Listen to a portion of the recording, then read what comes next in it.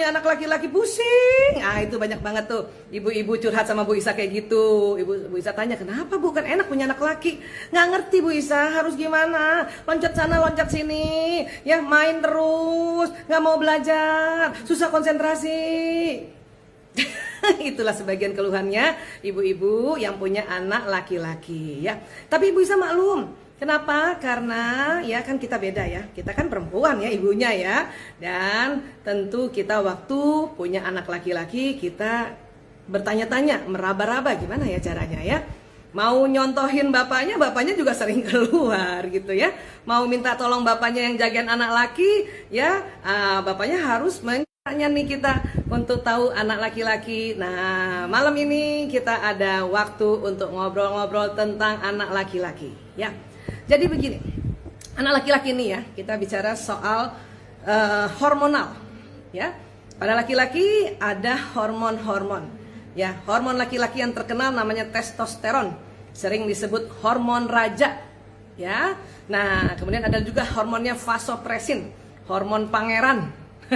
Itu dua tuh hormon laki-laki ya. Tapi berkali-kali Bu Isa dalam seminar umum maupun dalam IG konten IG sebelum-sebelumnya Bu Isa kan cerita ya bahwa laki-laki juga punya hormon perempuan. Ada estrogen progesteronnya gitu ya. Kita juga perempuan ada hormon laki-lakinya, ada hormon testosteron dan vasopresinnya. Cuman laki-laki lebih banyak komposisinya.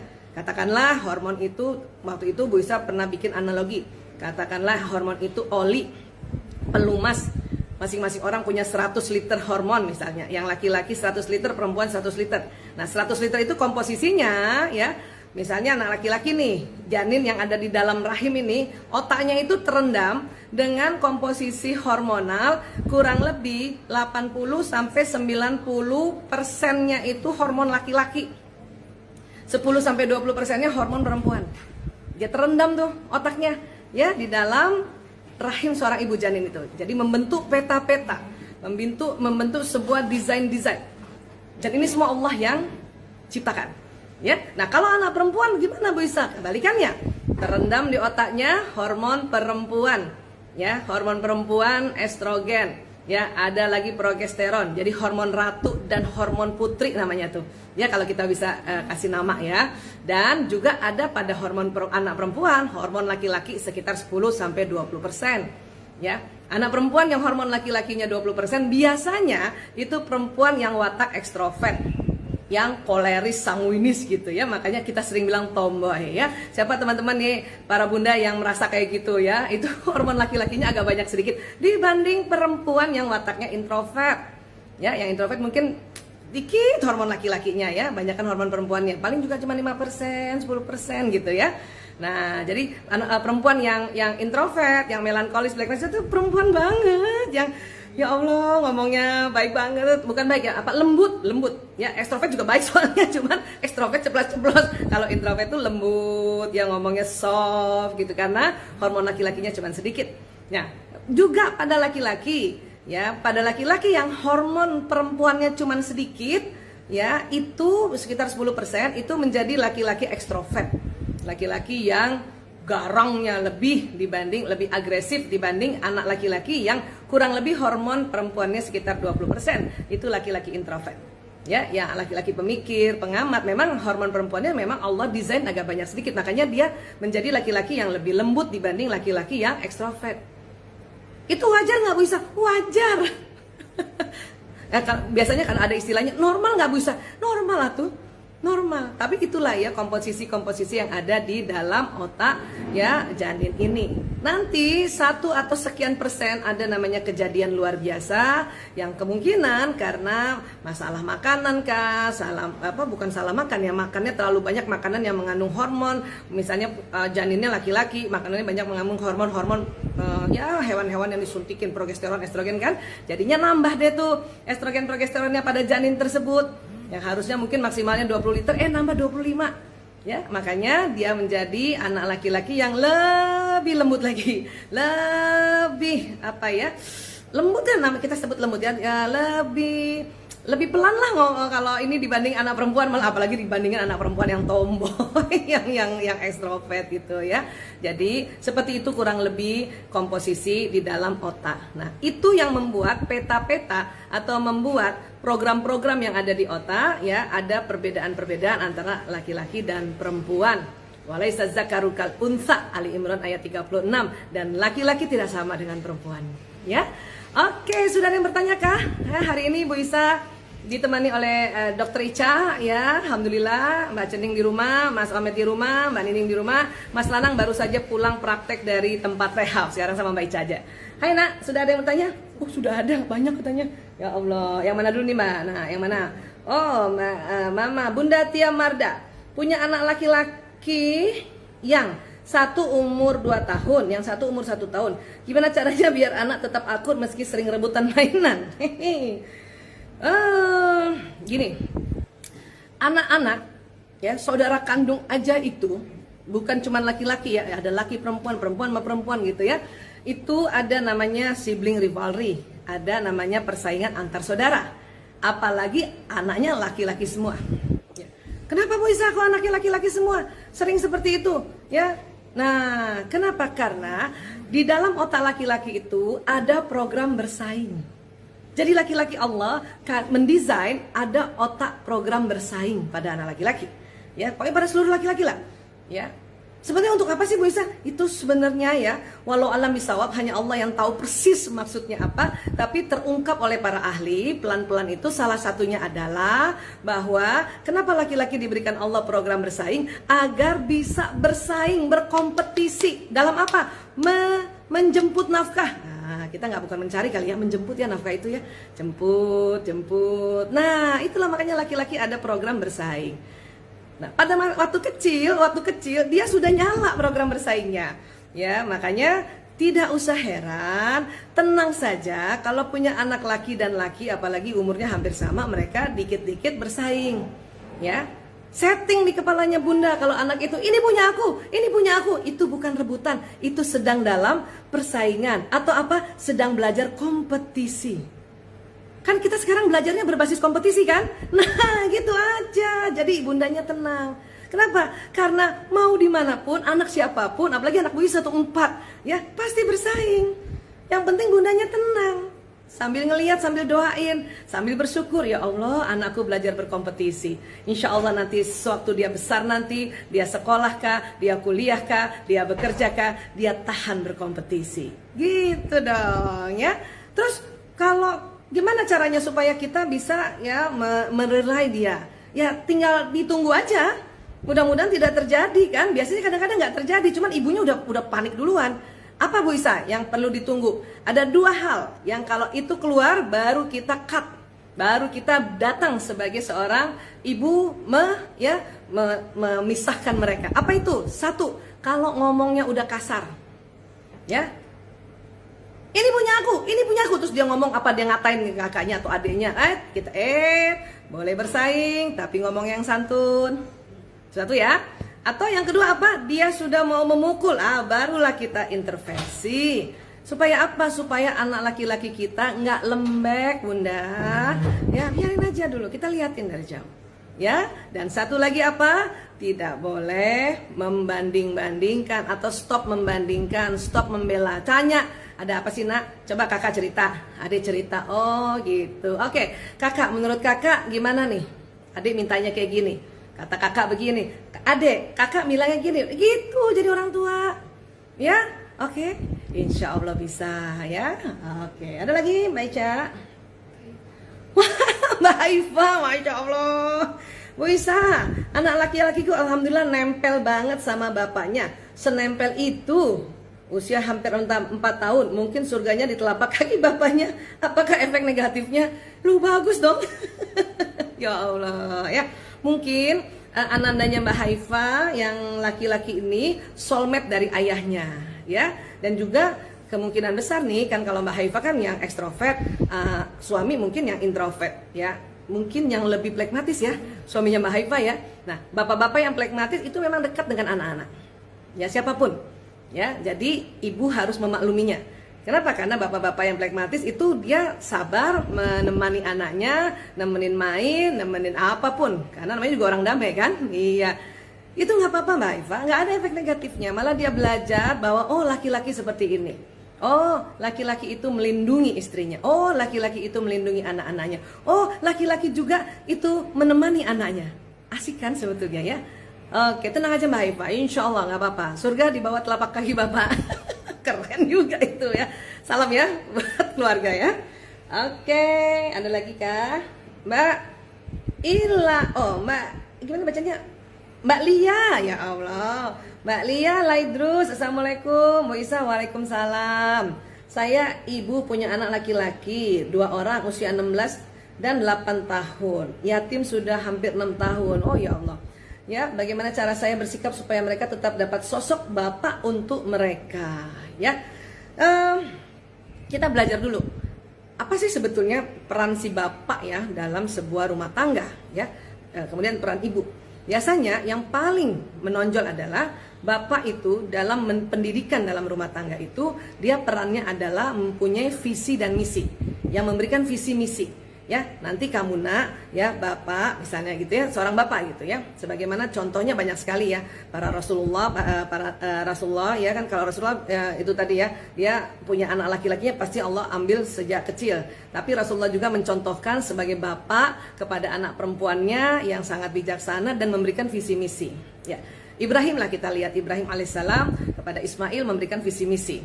Ya, kemudian Luqman juga kepada anaknya memberikan visi misi. Apa visi misinya? La tusyrika billah. Ya, itu dia. Kita bilang sama anak. Jadi itu ayah yang punya visi misi itu. Ibu sebagai apa? Ibu sebagai pelaksana harian. Ya, visi misi yang ayahnya sudah sampaikan pada anak-anak untuk kita ya, untuk keluarga ini mengesahkan Allah, maka ibu yang melaksanakan. Gimana caranya?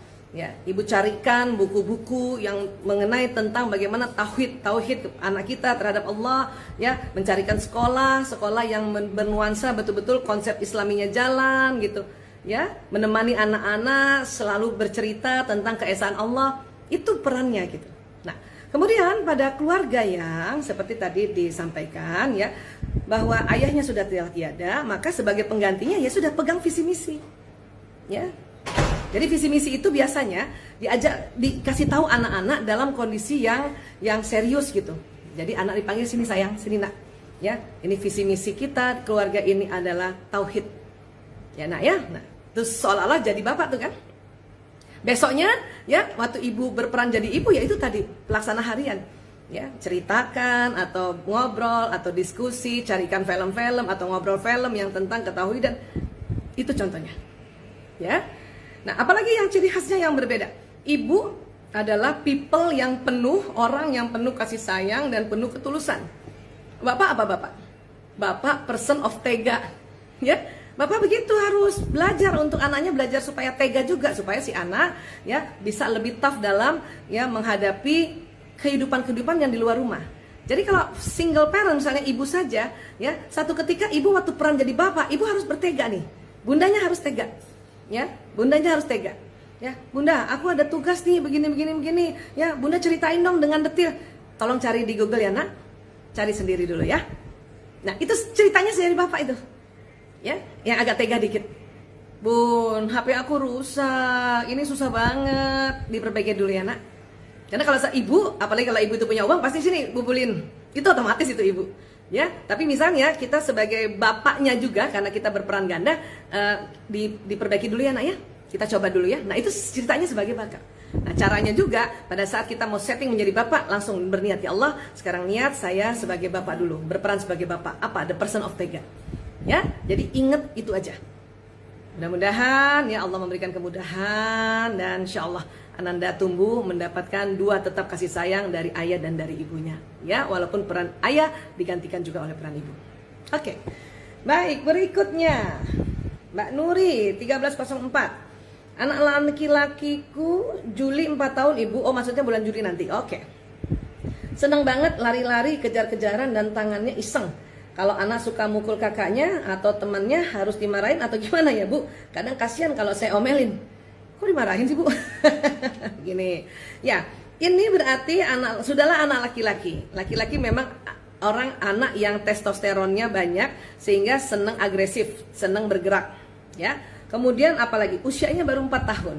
Di mana 4 tahun itu yang bekerja baru otak bawah sadar, subconsciousnya baru bekerja, ya. Otak bawah sadar itu salah satunya diantaranya ada emosi. Dan anak laki-laki itu anak yang sangat jujur emosinya, marah ya marah, kesel ya kesel, ya sedih ya sedih, ya kan, malu ya malu kan gitu ya, seneng ya seneng, ya itu laki-laki, ya. Kemudian apalagi, kemudian anak laki-laki juga, ya ini kan suka iseng gitu ya, suka iseng. Kenapa? Memang laki-laki kan suka bersaing tadi, maka dalam bersaing itu kadang-kadang suka iseng, iseng aja, pengen tahu aja, iseng, pengen tahu kalau aku colek kakakku, aku colek musil adikku, dia bereaksi apa enggak? Itu kalau iseng, ya. Kalau mukulnya lihat dulu, mukul iseng, bercanda atau mukul betulan. Kalau mukul betulan atau mencubit betulan, berarti Ananda ini baterai kasihnya perlu di-charge. Ya, kan baru 4 tahun Bu Isa. Kata Bu Isa 4 tahun baterainya 5-5-nya di-charge. Iya 5-5-nya. Bisa jadi anak yang suka mukul saudaranya yang dengan penuh kemarahan, berarti mungkin udah sebulan, 2 bulan, baterai 5 tadi itu ya ada kurang chargernya. Ya, ingat 5 baterai kasih. Ya, teori kita waktu itu dari Pak Adi W. Gunawan, ya sudah dibahas selama 5 pekan, Masya Allah, ya. Apa? Kata-kata pendukung, kemudian sentuhan fisik, pelayanan, quality time, dan hadiah. Ya, itu berarti kalau ada anak kita umur 4 tahun, dia pukul saudaranya dengan kekesalan, atau dia bully saudaranya dengan kekesalan, atau dia sangat pelit banget, atau dia ngeledek saudaranya, benar-benar ngeledek yang marah gitu ya, membentak yang marah, maka ada berapa bulan itu 5 baterainya tidak tercharge dengan dengan penuh. Maka mulailah charge lagi. Ya. Jadi bukan diomelin. Oke, charge baterainya. Bisa, saya belum terlalu ngerti. Nah, coba ya searching lagi, kan ada tuh di IG Bisa juga ya, ada di YouTube juga ya. Oke, searching lagi tentang bahasa kasih. Ya. Oke. Baik, lanjut. Ya. Mana nih? 36. Amri. Bu Isa, gimana bersikap pada anak laki-laki yang usianya 18 tahun? Oh. 18 tahun ini kan sudah mau, ya sudah lumayan lah ya, nggak terlalu remaja-remaja amat ya, jadi bukan remaja awal tapi sudah remaja pertengahan, karena nanti disebut remaja juga sampai 21 ya, nanti dari 18 ke atas itu remaja yang sudah remaja mau meningkat dewasa ya. Anak laki-laki, pada prinsipnya pada anak laki-laki pada saat dia remaja di usia-usia itu testosteronnya meningkat dahsyat. Ya, waktu kecil mungkin ya testosteronnya tidak terlalu banyak meningkat. Pas mulai dia mimpi basah pertama kurang lebih di usia 11 tahun, 12 tahun, 13 tahun dan seterusnya sampai kurang lebih usia-usia 30 tahun ya, itu sedang tinggi-tingginya tuh. The topnya itu umur 17 tahun, 17 sampai 20 tuh the topnya tuh, sampai 25 lah. Ya, testosteron lagi tinggi-tingginya. Di situ berarti dia punya sifat kelaki-lakian sangat jelas. Apa sih ciri khasnya laki-laki pada hormon testosteron yang meningkat? Agresif, ya agresif. Selalu mau ya namanya juga agresif ya. Selalu mau melakukan hal-hal dengan cepat. Ditambah lagi kalau wataknya ekstrovert.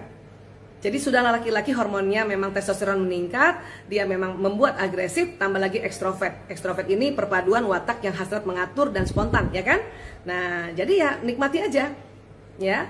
Terus apa Bu Aisyah yang kita bisa pahami? Pahamilah bahwa anak laki-laki kita kalau misalnya karena dia agresif, maka kalau kita minta sesuatu atau ngajak sesuatu atau maaf nyuruh sesuatu, ya hindari untuk terlalu ditekan. Ya, ditekan. Apalagi suara kita tinggi, dia akan, "Iya Bunda, apa sih Bunda?" Nah, kita dengar kayak gitu sedih lagi. Ya, terus kita merasa, "Kok anakku begini, siapa yang ngajarin yang dia bantah sama aku?" Sedih lagi. Ya, jadi fahamilah, insya Allah sebentar lagi di atas 20 tahun atau sudah di atas 21 tahun dia akan menjadi anak laki-laki yang tambah bertanggung jawab dan mulai sudah bisa mengatasi hormon testosteron yang dahsyat itu. Ya, jadi sabar sampai Ananda kuliah ya. Sekarang pun sudah kuliah ya, berarti sebentar lagi dia akan jauh lebih bijaksana lagi. Ya, oke?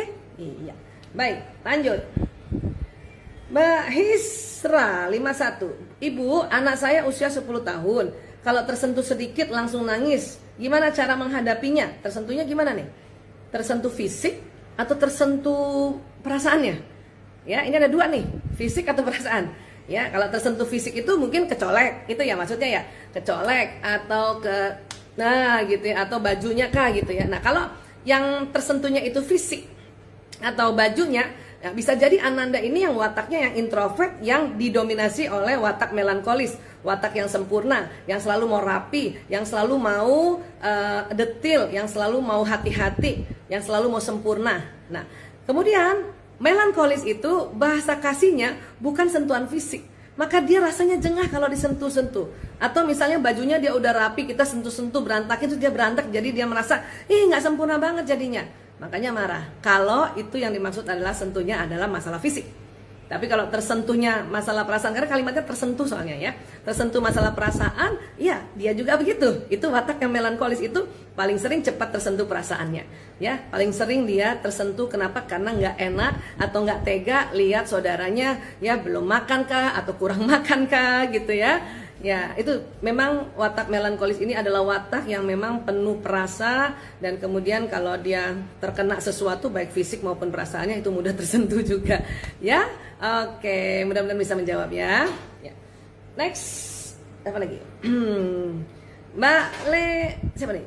Leni Ahyar. Bu Isa, anak saya umur 15 tahun, suka banget bohong. Kenapa ya Bun? Padahal semua sudah hampir saya turuti. Izinnya selalu saya bolehkan, tapi jika berjanji kenapa sering ingkar? Mohon pencerahannya Bu. Nah, tar dulu nih, ini maksudnya apa nih? Bohong apa nih? Berkata tidak jujur, atau misalnya kalau cuman contohnya di sini ya, nah nanti kita pergi jam 8 malam ya. Ya, pas dia keluar pergi dia datang baru jam 9. Maksudnya itu bukan? Ya, itu bukan bohong loh. Ya, jadi please untuk kita tidak memblaming dulu, boleh? Ya, ini latihan untuk tidak memblaming ya. Kalau 1-2 kali dia misalnya berjanji kemudian dia tidak tepati, itu bukan bohong namanya. Ya kan? Bukan bohong. Tapi dia ya itu tadi bisa dikategorikan ingkar. Ya, mengingkarinya itu juga kita harus tanya, kenapa Nak? Kita janjinya jam 8 kok jadi terlambat banget datangnya, kamu dari mana Nak? Misalnya gitu ya. Bunda, aku macet banget Bunda. Atau Bunda, aku tadi itu masih ada urusan, jadi aku masih harus ngomong begini-begini, masih harus kayak gini. Kan itu udah besar tadi ya. Jadi tanya dulu. Ya, please, itu hindari blaming. Anak saya suka berbohong, itu stop, itu berhenti ya. Berhenti. Ya. Kenapa sih begitu? Kalau ditanya kenapanya, itu harus beberapa faktor. Satu, mungkin faktor predisposisi. Apa itu? Watak. Watak apa? Biasanya watak yang ekstrovert, dia bukan ingkar, bukan mau berbohong. Memang watak ekstrovert orang spontan. Jadi dia spontan juga merubah ya planning. Kalau janjian sama ibunya misalnya jam 8 malam atau misalnya jam 8 pagi, dia dengan spontan sesaat sebelum itu ada planning baru, dia kemudian dia rubah planningnya. Itu gitu. Ya, bukan berbohong itu. Dia merubah planning karena apa? Karena wataknya spontan. Itu yang disebut faktor predisposisi. Ditambah lagi nanti faktor kontribusi. Kontribusi apa? Pendidikan atau pola asuh orang tua. Pernahkah Ananda melihat juga ibu ingkar? Pernahkah ada pengalaman sejak dia kecil sampai usianya saat sekarang, ibu janji sesuatu, ibu ingkar? Itu bisa jadi faktor kontribusi. Oke? Sampai sini bisa sepakat, paham ya? Nah, faktor kontribusi lainnya apa? Usia remaja. Usia remaja ini sudahlah wataknya yang ekstrovert, terutama sanguinis. Kemudian dia remaja, banyak sekali kegiatannya, bervariasi kegiatannya. Makanya itu masuk juga kontribusi. Dan apalagi kontribusi berikutnya, watak orang tuanya mau cepat. Ya kan saya nggak kenal secara langsung ibu ya, tapi saya mencoba untuk membahasnya secara sangat-sangat wajar ya. Orang tuanya mau cepat, jadi dikit-dikit cepetan dong, cepetan. Bentar Bunda, cepetan. Akhirnya anak apa? Kita bilang yang ini aja lah, bilang yang berbeda dikit lah sama orang tua saya gitu. Nah itulah orang tua mengatakan, kamu bohong ya? Tadi katanya kamu nggak ada acara, terus kamu bilang ada acara. Ya, nah padahal anak hanya mau menghindar dari desakan orang tua. Paham ya? Jadi coba ya introspeksi diri kita dulu dan coba tolong bijaksana. Nomor 1 adalah stop memblaming anak pembohong. Oke? Iya. Oke, lanjut. Siapa lagi? Mbak Jasdanti. Assalamualaikum Dr. Aisyah. Waalaikumsalam. Makeup mata cantik sekali. Aku, masya Allah, tabarakallah. Aku punya anak laki-laki 2 tahun. Apa saja yang dokter yang harus diajarkan sejak umur 2 tahun ini sebagai bekal di masa depannya? Terima kasih. Ya, sayang ya. Anak laki-laki ada perbedaan dengan anak perempuan dalam perkembangan otak kiri kanannya atau sambungan neuron yang ada di otak kiri kanan. Kita sudah tahu otak ini terbagi dua, ada belahan kiri, ada belahan kanan, ya. Nah, kemudian di dalam otak itu ada neuron. Neuron itu sel otak yang banyak kabel-kabelnya, dan antara kabel satu dengan kabel yang lain itu saling sambung menyambung, ya. Nah, anak perempuan dari kecil 0 sampai 6 tahun, ya, 0 sampai 6 tahun anak perempuan ya, itu otak kiri tersambung, otak kanan tersambung secara seimbang. Kiri apa sih kerjanya kiri? Kiri ini adalah otak analisa. Kanan apa sih? Kanan otak rileks, otak kreativitas. Tapi sebenarnya kreativitas bisa dua-duanya. Cuman kanan ini warna, untuk bentuk, musik, hayalan, imajinasi, intuisi, gitu ya. Kiri itu otak bahasa, hitung-hitungan, teratur, detil, ya. Kemudian syair lagu tuh di kiri. Ya, kemudian apalagi? Ya, kiri itu otak analisa, kok gini ya, kok gitu ya, kenapa gini ya, kenapa gitu ya, gitu. Ya, itu kiri. Nah, perempuan otak kiri kanannya sudah tersambung dua-duanya. Bersamaan dia sambungannya. Maka anak perempuan dari kecil pun sudah bisa diajak analisa. Maksudnya analisa, milih baju aja anak perempuan sudah analisa. Berkali-kali di seminar umum bisa cerita bahwa anak perempuan kalau ditanya mau pakai baju apa nak, dia sudah bisa analisa. Apalagi yang wataknya watak introvert. Bunda, aku mau pakai baju pink, topi aku pink aja, kaos kakiku pink juga. Warna di kanan. Menganalisa bahwa dari atas sampai bawah harus sama, itu otak kiri. Anak laki-laki bagaimana? Laki-laki yang tersambung duluan kanannya, kirinya sambungannya masih sedikit, ya, kalah dengan sambungan otak kiri perempuan. Tapi kanannya perempuan kalah dengan sambungan otak kanannya laki-laki. Sehingga anak laki-laki otak analisanya belum lagi jalan, apalagi di usia tadi 2 tahun. Ya, anak laki-laki belum jalan, dia baru kanan. Apa kanan itu tadi? Main aja. Ya, main, gerak, benda, musik, hayalan, imajinasi, ya, warna. Oke? Ya, gerakan itu kanan. Jadi jangan heran anak laki-laki lari sana, lari sini, menghayal sana, menghayal sini, imajinasi sana. Ya, habis nonton Batman pulang jadi Batman, habis nonton Spiderman pulang jadi Spiderman. Ya, otak kirinya belum lagi tersambung, belum lagi untuk analisanya, untuk belajar bahasanya, untuk belajar matematikanya. Dia masih lebih cepat yang anak perempuan. Ya. Jadi gimana dong kalau gitu? Kalau gitu, ya, kalau mau kasih masukan apapun, mau ajarkan tentang sesuatu, segera langsung kasih bendanya. Ya, apalagi 2 tahun, pantang anak 0 sampai 2 tahun diperkenalkan dengan gadget sedini mungkin. Itu pantang banget. Kenapa? Nanti otaknya sayang tidak tersambung dengan maksimal. Ya, misalnya kalau bunda mau kasih tahu, ya, bentuk yang namanya buku, kasih buku, dia suruh pegang buku, dia pegang. Dan dari kecil itu ya, jangan perkenalkan benda-benda lewat gadget, karena kalau dia pegang semua rata, cuman 2 dimensi, jadi 4 dimensi kan. Gitu, gelas, meja, bisa gitu dulu. Punya anak laki-laki, ya, semua benda-benda ditulisin kalau memang mau ajarkan dia membaca. Tapi sekiranya umur 2 tahun kan belum tentu kita ajarkan membaca. Lebih baik kita temani dia bermain, temani dia berimajinasi, ya, temani dia berimajinasi. Apa yang ditemani berimajinasi? Bacakan buku cerita. Tentang apa? Tentang hero-nya Rasulullah SAW dengan sahabat-sahabat, dengan para nabi. Mumpung 2 tahun bunda. Oke, supaya apa? Supaya kita duluan masukkan suri toladan, uswatul hasanahnya adalah Rasulullah SAW dengan para nabi yang lain, ya, dengan para sahabat Rasulullah. Sehingga nanti kalau besar sedikit, pas remaja, idolanya jadi Korean pop, masih mending. Kenapa? Karena kecilnya sudah kita masukkan idolanya adalah Rasulullah. Jadi pas remaja, dia ya idolanya sama Korean pop, atau idolanya sama Superman, idolanya sama Spiderman, itu nanti hilang sendiri. Kenapa? Kecilnya udah dimasukin, idolanya adalah Rasulullah SAW beserta para nabi yang lainnya, dan beserta para sahabat dan keluarga nabi dan rasul. Ya, oke, sip. Lagi Mbak Lis.Wahyu, Assalamualaikum Bu. Waalaikumsalam warahmatullah. Saya punya anak laki-laki umur 8 tahun, suka banget mainan boneka dinosaurus yang dari kain gitu, main perang-perangan atau kayak ngobrol sama boneka dino itu. Normal ya dok? Anaknya introvert, 8 tahun.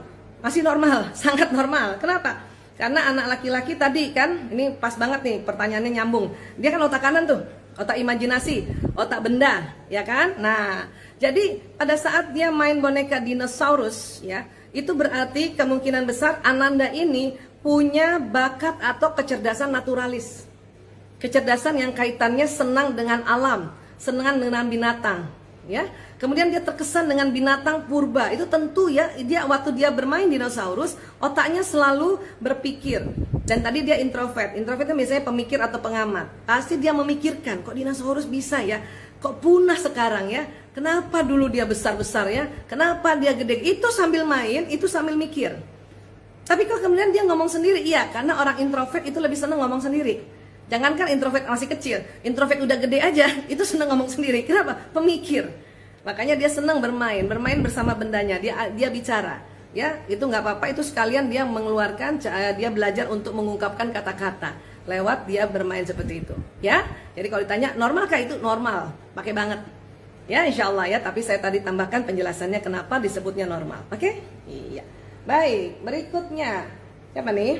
Asia 6992. Anak laki saya usia 3 tahun, minatnya buat diajar ngaji dan sholat sedikit susah. Belum mau ngikut, itu gimana? Nah, caranya Bunda sayang, ya, caranya. Bagaimana cara ngajaknya? Ingat ya, tadi kan anak laki-laki 0 sampai 6 tahun, otak kanannya yang berkembang duluan. Ya, kanan apa tadi? Ayo, kanan itu apa? Ya, benda, apalagi warna, apalagi musik, apalagi teknologi, imajinasi, hayalan, visualisasi, ya, gerakan. Coba deh, ajak dia ngaji dengan cara-cara itu. Ya, caranya gimana? Pakai gadget lah. Itu umur berapa tadi? 3, sudah boleh kan di atas 2 tahun pakai gadget caranya. Supaya apa? Karena kenapa gadget itu disenangi orang, terutama disenangi anak, dan terutama disenangi juga anak laki-laki? Karena dalam gadget ada suara langsung, ya, ada warna, ada gambar, gerak, teknologi. Dan laki-laki otak kanannya sedang yang dominan, itu makanya dia cocok banget. Ya, ajarin. Ya, Bunda aku mau main, ngaji dulu ya, di gadget juga kok ngajinya. Ayo di gadget juga. Ya, atau sambil loncat-loncatan. Ya, di Arab Saudi itu, di Mesir, anak-anak kecilnya diajarin ngaji itu nggak duduk manis. Anak laki-laki nggak sanggup duduk manis. Kenapa? Otak kanannya berkembang, otak gerak.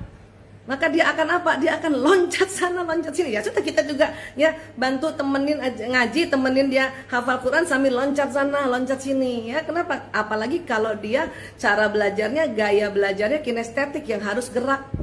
Yang semua saraf-saraf tangan dan kakinya harus gerak. Jadi hindari ya, kalau tahu anak laki-lakinya kayak gitu, hindari ngajinya atau belajar yang lain duduk manis, dipaksa duduk manis. Makanya dia nggak mau. Ya, nah coba putar, minta doa sama Allah, ya Allah kasih petunjuk padaku ya Allah untuk bisa ya mengajarkan ngaji pada anakku, baca Quran, tapi dia senang. Nanti Allah kasih tahu petunjuk-petunjuknya. Ya, oke. Berikutnya siapa nih?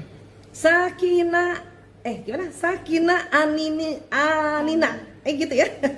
Bunda, gimana cara hadapi adik kakak yang bersaingnya sampai besar, bahkan sampai kontak fisik? Harus bagaimana ya Bunda? Nah, tadi kita sudah belajar juga tentang sibling rivalry, persaingan antar saudara. Kemudian itu juga ternyata anak laki-laki dua-duanya ya. Anak laki-laki ada otak bersaing, ya. Nah, kemudian coba cek selama ini, kalau dia bersaing, ya kita ngapain waktu itu? Ya, membela salah satu kah atau menghina salah satu kah? Nah, itu cek tuh, karena kita sebagai faktor kontribusi nih, sebagai parents ini sering banget ya membuat anak akhirnya tambah kesel. Kenapa? Karena si ibunya membela salah satu. Ya, saya ngomong begitu, kenapa? Itu memang nggak mudah buat ibu untuk tidak membela salah satu. Karena kita menganggap kadang-kadang ya kakak yang menzolimi adik gitu, atau kadang-kadang ya kita melihat oh ini adiknya emang begini. Nah, itu yang kita sudah mulai menzoom ke situ, ya kita memblaming ke situ. Itu yang kita harus hindari. Oke? Terus apalagi supaya mereka tidak saling berantem secara kontak fisik. Ya, apa? Kenali wataknya. Kenali wataknya. Bisa juga punya pengalaman begitu. Mas Lanang sama Mas Brio sama-sama kole. Satu sengmin kole, satu kole melo. Ya, pada saat dia bertengkar itu pas koleris-kolerisnya yang sedang memuncak. Kenapa? Karena hasrat mengatur. Sudahlah laki-laki bersaing hasrat mengatur, kole sama kole. Ya, sehingga mereka sangat-sangat ya bersaing di situ. Ya. Pernah berantem mau pukul-pukulan? Pernah. Kenapa? Karena waktu itu Bu Isa nggak ada. Ya, itu kekeliruan atau itu salah satu kekurangan waktu itu, karena Bu Isa kerja. Dan kerjanya ngurus narkoba, waktu itu belum banyak dokter yang mau ngurus narkoba. Jadi Bu Isa nggak bisa ya ambil waktu untuk bisa ya nemenin anak-anak lebih sering di rumah. Kalau sekarang alhamdulillah dokter yang ngurus narkoba banyak dan tim Bu Isa udah banyak sehingga Bu Isa enak sekarang di rumah. Ya, jadi dulu itu karena begitu. Ibu Isa akui kita ada faktor sebagai orang tua. Kenapa? Kita lalai, kita jarang ada di situ. Ya. Faktor berikutnya apa? Itu tadi. Ya, Bu Isa waktu itu seingat Bu Isa ya selalu yang dibela adik, kakak yang disuruh ngalah. Itu ternyata nggak begitu. Ya, Bu Isa ini kan begini nggak selalu selamanya benar. Justru karena kemarin-kemarin khilaf, keliru, makanya belajar. Oh, itu yang saya keliru. Untuk itulah Bu Isa sharing kepada teman-teman, sahabat-sahabat, apalagi kalau ibu-ibu masih muda, ya, karena Bu Isa juga mendapatkan bahwa oh kalau kita belajar, kita perbaiki, kita minta maaf sama anak-anak, kita perbaiki lagi, makin cakep. Dan sekarang mereka sangat kompak, sangat saling mensupport dengan watak masing-masing. Ya. Dulu pernah tuh Mas Lanang, Mas Priyo hampir mau pukul-pukulan, si Mas Janus nangis. Ya, akhirnya Mas Priyo karena dari kecil juga mungkin sudah sudah masukan bagaimana survival skill, dia pergi kemana? Tidur di masjid. Ya, untuk apa? Menghindar. Kenapa? Karena sebagai laki-laki itu anak dua itu pada saat dia udah besar ya, bukan kecil-kecil ya, malah udah ya pas SMP kali ya, SMP SMA lagi remaja-remajanya agresif-agresifnya ya, mereka mau ya bersaing gitu. Pas ibunya nggak ada, bapak juga belum pulang. Ya, makanya itu. Tapi mereka, Bu Isa berterima kasih, bilang sama Priyo, terima kasih anak, kamu sudah ambil keputusan menghindar dari Mas Lanang, pergi ke masjid. Mas Lanang terima kasih ya, kamu ya tetap di rumah, nggak dikejar adanya. Misalnya gitu ya. Oke. Tuh Mas Lanang ketawa tuh. kalau dia iseng kan dia bisa kejar adanya tuh. Dan satu lagi, waktu itu ada satu pelajaran yang Bu Isa belum belajar. Kenapa? Karena belum ada waktu itu konsepnya atau belum tersosialisasi secara populer apa bahasa kasih. Ya, jadi kalau ada anak bertengkar, selain karena persaingan, bahasa kasih mereka waktu itu lobet.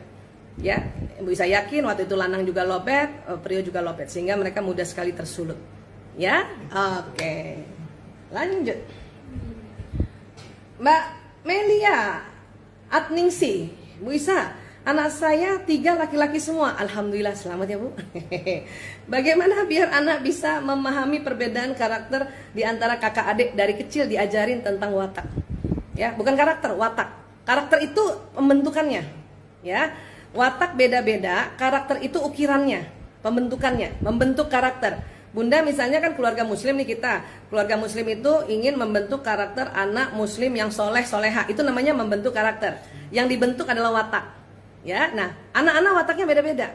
Pengalaman Bu Isa, setelah Bu Isa belajar watak tahun 2000, itu anak-anak juga masih kecil. Itu Bu Isa langsung ketik.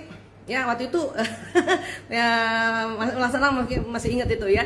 Jadi di fotokopi kekuatan kelemahan. Di mejanya Lanang, mejanya Priyo, itu ada kekuatan kelemahan. Kalau orang anak koleris kekuatannya ini, kelemahannya ini. Anak sangir kekuatannya ini, kelemahannya ini. Ada itu. Mudah-mudahan mereka anak-anak masih ingat ya. Sampai Bu Isa pindah rumah itu baru dipindahin lagi. Jadi mereka saling menghafal, saling juga. Terus kalau kita lagi kumpul-kumpul, misalnya lagi jalan-jalan ke suatu tempat, Bu Isa mulailah mendongeng tentang watak-watak ini. Ya, kemudian Bu Isa membuat mereka menjadi figur-figur personnya.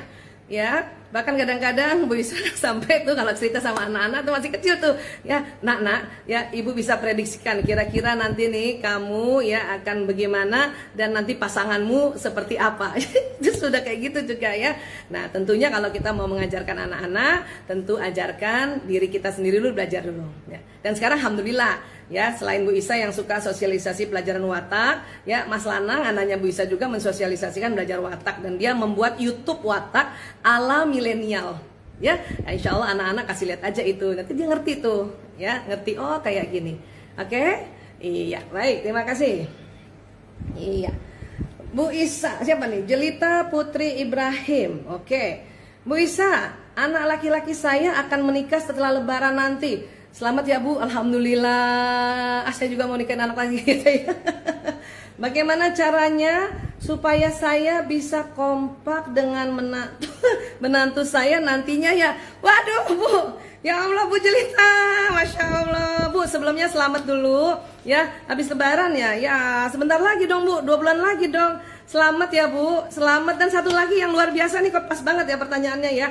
Bagaimana supaya kompak ya Bu Julita ya. Saya kalau cerita di sini nanti kelamaan nih. Pas banget Bu Julita ya. Eh, Memtekom atau Memteku Community ya, nanti insya Allah 19 Maret mau bikin seminar mertuaku sayang menantuku sayang. Iya, betul ya. Nah ikut ya, di situ tuh asik tuh. Sebentar, sebentar. Tadi Bu Isa juga ada kabar apa nih? Siapa yang mau? Ya, siapa kita mau bergabung? Bentar. Oh, ada. Assalamualaikum Mbak Ranti. Tersambungkah? Assalamualaikum, Ma. Waalaikumsalam, Ibu. Masya Allah. Masya Allah. Ma, apa kabar? Alhamdulillah sehat, Ibu. Ibu sehat? Masya Allah. Ayah Bunda, Bapak Ibu, saudara-saudara Bila. Ini Mak Ranti, Mbak Ranti Purnamasari, betul ya namanya ya? Betul, Ibu. Ya, beliau ini adalah juga seorang public figure. Kalau teman-teman, ayah bunda, saudara-saudara senang nonton ojek pengkolan, pasti lihat wajahnya Mak Ranti. Seperti itu. Bener banget, Ibu. Seperti itu. Seperti itu. Ya Allah. Mak, di ojek pengkolan kan jadi mertuanya ojek ya? Iya. Ampun. Gimana meranin mertua? Sampai sampai ke batuk. Gimana meranin mertua? Ini ada yang nanyain mau jadi mertua, Mak.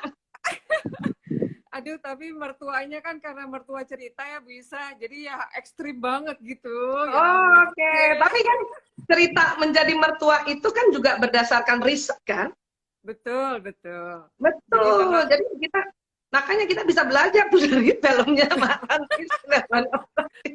Dan memang iya Bu, jadi dari riset, dari banyak apa yang terjadi di sekitar gitulah. Memang kan kita IOP kan ceritanya hari-hari banget. Nah, Jadi, itu dia. Jadi kan sebetulnya ya Mak Ranti belum jadi mertua, jadi udah acting mertua. ya seperti itu Bu. Seperti itu. Mak, katanya apa? Memteku mau bikin acara insya Allah ya, Mak. Iya, Alhamdulillah Ibu, terima kasih kepercayaannya buat kami di Memteku Community. Insya Allah nih, kita akan tanggal 19 Maret 2021 akan ada webinar yang insya Allah betul-betul semua materinya akan diberikan oleh Ibu kita tercinta, Ibu Aisyah. Mak Ranti juga sharing nanti ya. Insya Allah siap. Tapi mungkin bukan sebagai mertuanya ojek ya, sebagai mantu ya. Ya kali ini, yang ini true story Bu, yang itu mau bikinan. Iya, yang nanti itu true story ya. True story. Jadi kalau true story-nya ya hadir nanti sama-sama gitu. Asik ya. Pagi ya Mak ya, jam 8 ya Mak. Jam 8 banget ya Mak, pagi-pagi ya Mak. Dari jam 8 kita udah mulai siap-siap untuk dapat segala macam insight-insight baik supaya gimana hubungan menantu sama mertua itu harmonis gitu ya Bu Isa ya. Oke, iya. Jadi kita juga mengumpulkan survei ya Mak, nanti kita bahas survei itu, kemudian nanti Mak Ranti juga sharing ya sama ini ya Mbak Uci ya, Insya Allah ya, sharing ya supaya kita mencoba mencari atau apa membuat struktur aja ya, bagaimana sih sebetulnya apa sih sebetulnya dulu. Jadi dari survei ini kita lihat dulu apa sih yang jadi momok terbesar ya, karena tadi bagus banget itu Ibu Jelita, anaknya mau nikah Mak abis Lebaran. Udah takut, bukan takut ya, udah khawatir duluan, makanya tapi bagusnya dia berikhtiar untuk gimana bertanya gimana menjadi kompak gitu, ya kan? Jadi sebenarnya kalau Bu Isa jawab ya? Sekarang nggak cukup waktunya kan? Betul. Jadi kita nunggu aja ya seminar ya? Iya betul, gabung aja. Hubungan yang nggak harmonis itu ternyata ada solusinya Bu ya? Ya harusnya begitu ya, Insya Allah ya. Sebetulnya Bu Isa juga belum pernah jadi mertua, tetapi kan pernah jadi mantu. Tetapi dari apa sharing atau konsultasi beberapa selama ini ya, yang dari mantunya kah, dari mertuanya, ini kita bisa ramu nih Mak. Ya, Insya Allah bisa jadi tips-tips singkat atau tips-tips simple atau tips-tips praktis ya. Karena kan ya kita sih sebenarnya kita tahu ya sama mertua kan harus santun gitu ya. Iya. Karena kan tapi mereka kadang suka hilang ya Bu. Iya, kadang-kadang ya gini, kadang-kadang gemes. Gitu. Jadi saya kira nih, siapa tadi Mbak Jelita ya, ada Bu Jelita Ibrahim ini ya nampaknya beliau itu tadi karena mungkin dengar sana sini tentang hubungan mantu sama mertua yang jadi dia mau minta tipsnya. Jadi punten mudah-mudahan Bu Jelita masih ada waktu ya kan nanti habis lebaran kan nikahnya ya masih ada waktu kok. Seminarnya nanti tanggal 19 Maret ya. Iya, terus terang ini seminar baru pertama kali judulnya Bu Isa gelar kayak gini bersama Memteku nih. Masya Allah. Biasanya kan ya kan biasanya seminarnya bagaimana menghadapi anak PJJ, bagaimana memanage emosi kan gitu ya, Mak? Iya, betul, betul. The power of positive thinking. Nah, ini kali ini baru nih menantu dan mertua. Sweet banget ya Bu ya. Ya, makanya insya Allah. Justru aku nih Bu Isa nih malah penasaran nungguin ceritanya Maranti sama Mbak Uci. Saya yang deg-degan nih malah mau ditanya sama Ibu. Artinya kita sama-sama nih seru nih nanti. Kayaknya Bu ya, Masya Allah. Itu Mbak Jelita silakan itu aja kali daftar ya, cek di IG kita. Iya, nanti kasih tahu ya gimana caranya. Nanti dikasih tahu barangkali teman-teman panitia mungkin lewat apa tuh chat di sini gimana caranya untuk mendaftar ya karena harus didaftar ya supaya yang masuk betul-betul sungguh-sungguh ya, sungguh-sungguh untuk jadi karena kadang-kadang kalau kita seminar webinar ini macam-macam suka gangguannya juga, Mak. Jadi memang harus ada pendaftarannya supaya kita punya data juga dan kita juga jadinya seneng ya banyak sahabat baru ya, Mak ya kalau nanti ada yang ikut. Jadi kumpul gitu. jadi satu keluarga, Masya Allah. Iya, Masya Allah. Ada di barusan tadi udah ditulis juga sama Dokter Lanang. Oh gitu ya? Follow aja Instagramnya. Oh, Masya Allah. Itu Oke. Iya, Bu Isa soalnya matanya minus plusnya gede banget, jadi harus ngeliatin gini. Sama Bu, padahal saya juga gitu. Allahu Akbar. Dikit lagi kali Bu Isa jadi calon mertua. Ya, Cak ya. Ini calon mantunya ada di sini. Alhamdulillah ya Allah.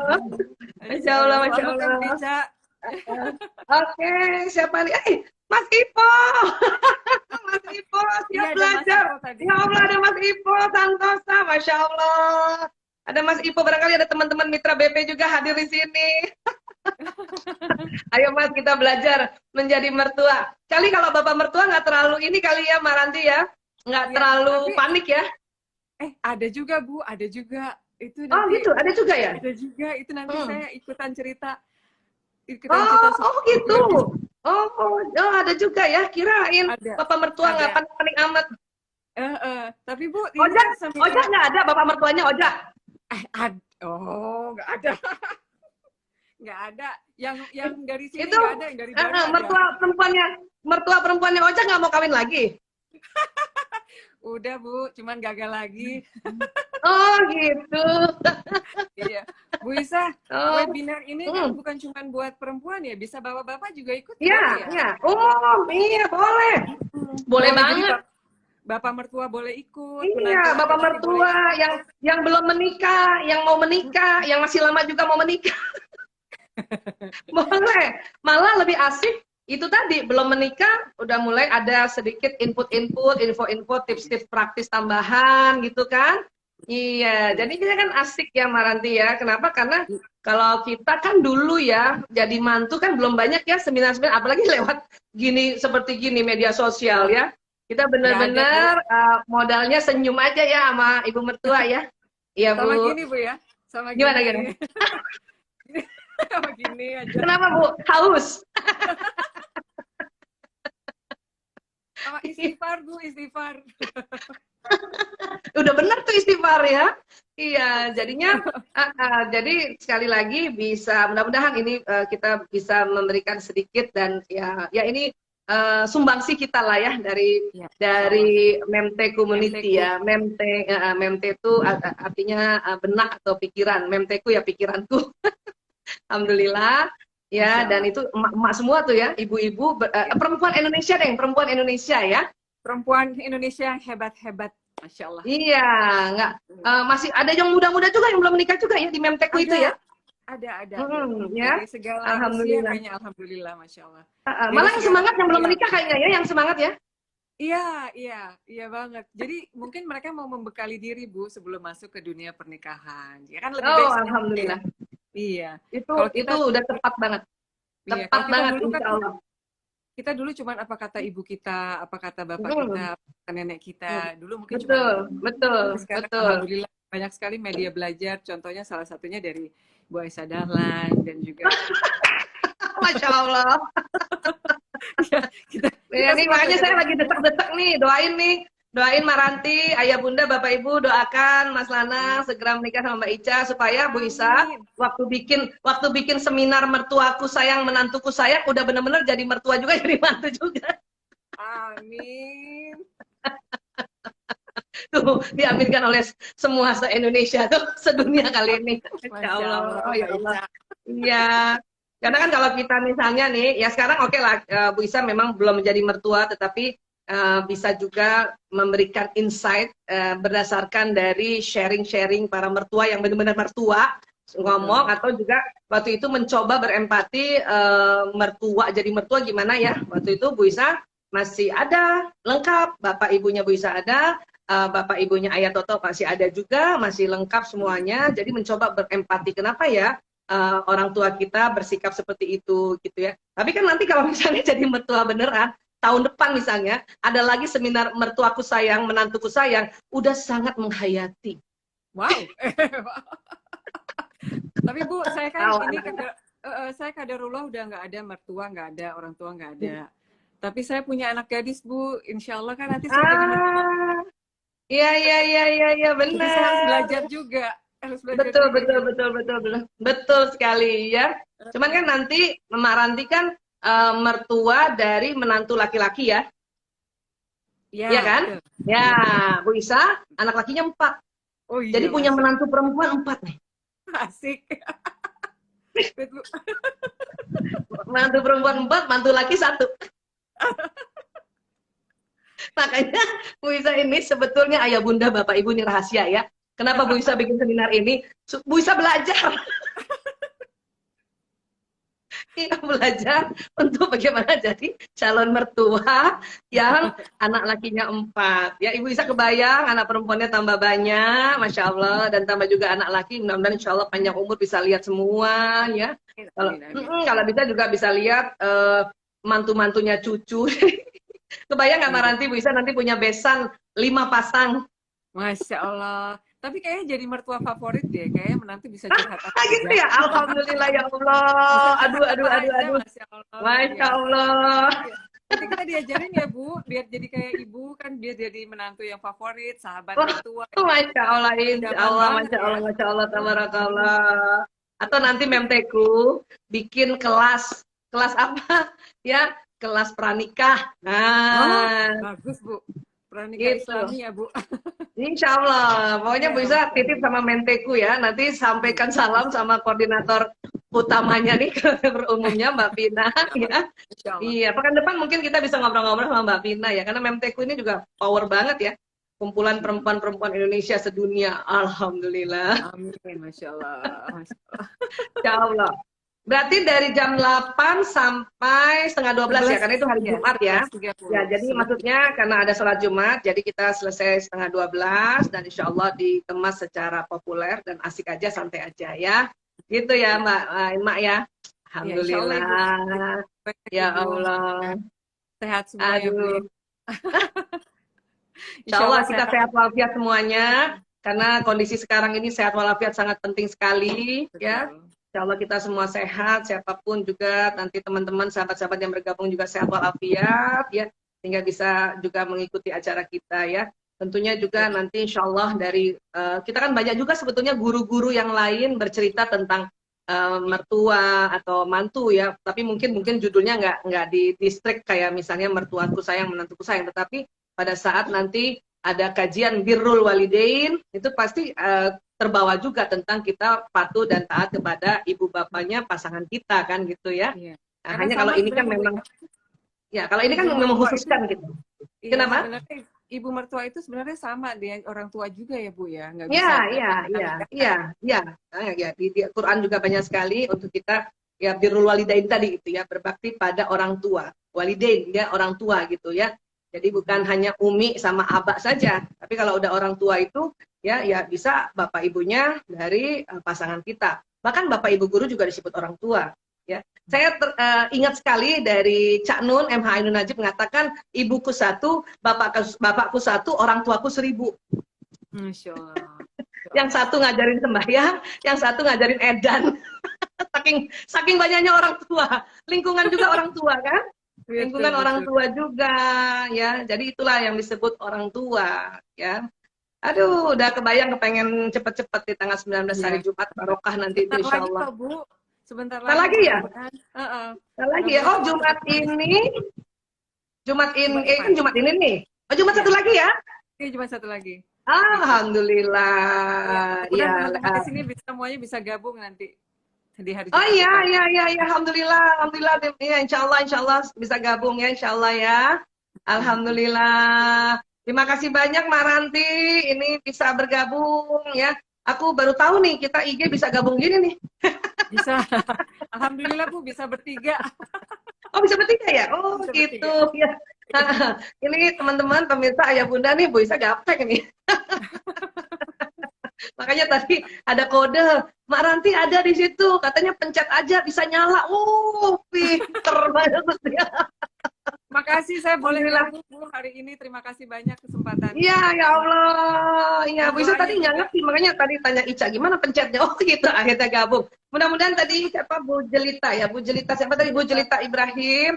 Ya, ini pas banget, nggak ada yang kebetulan. Alhamdulillah ya, ini memang ada momentum yang pas banget nanti Jumat depan 19 Maret 2021 jam 8 ya. Iya, Mak. Makasih, ya, Mak. Sama-sama. Ya. Ya, salam Mang Ojak ya. Insya Allah Ibu, insya Allah. Ojak dan kawan-kawan. Ya, Masya Allah, Alhamdulillah. Baik, terima kasih. Ya, Waalaikumsalam warahmatullahi wabarakatuh. Ayah Bunda, Bapak Ibu, saudara-saudaraku semuanya, sahabat-sahabat Villa dimanapun berada. Ya, hari ini nggak terasa sudah jam 9 malam. Kita sudah 1 jam bersama-sama, melewati waktu bersama-sama untuk membahas anakku laki-laki. Ya, maaf lahir batin dan insya Allah ini ada